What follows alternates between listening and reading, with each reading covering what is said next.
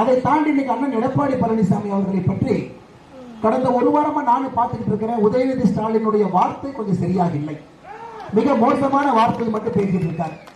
உதயநிதி ஸ்டாலின் நம்ம சொல்லணும், அருமை சகோதரரே, நீங்க டயப்பர் போட்டிருந்த பொழுது அண்ணன் எடப்பாடி அவர்கள் எம்எல்ஏ என்பதை மறந்துவிடக்கூடாது.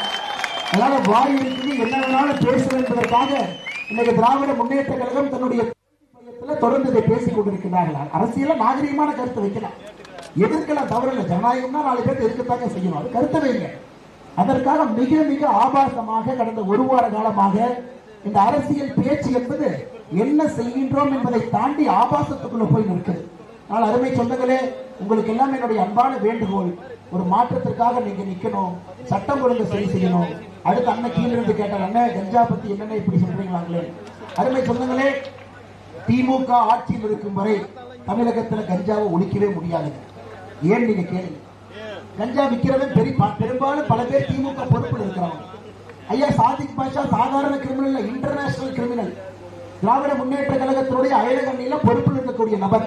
இன்னைக்கு தமிழ்நாட்டில் காவல்துறை எவ்வளவு கஞ்சா பிடிச்சிருக்கிறாங்க? 5 ஆண்டுகள்ல பிடிப்பட்ட கஞ்சா 65,518 கிலோ, ரொம்ப குறைவு. ஒரு நாளைக்கு 20 கிலோ, 65,518 கிலோ, ஒண்ணுமே இல்லை. இன்னைக்கு அதனால நமக்கு தெரியும், எங்கே பள்ளி கல்லூரி எல்லாம் இருக்கோ அந்த முனையில யாரோ ஒருத்தர் கஞ்சா வித்துக்கிட்டு இருக்கிறாங்க.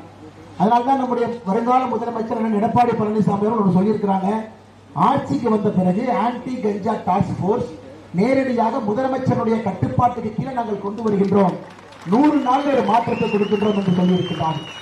அது மட்டும் இல்லை அருமை சொந்தங்களே, திமுக காரங்களுக்கு இதை சொல்லணும். அதனால தயவு செஞ்சு நான் சொல்றதை கேட்டு திமுக காரங்க யாராவது கிடுங்கிறது கீழே உளுந்துடாதீங்க. இதை கேட்கிறவங்க கொஞ்சம் ஏதாச்சும் ஒரு குச்சி பிடிச்சி பத்திரமா நில்லுங்க.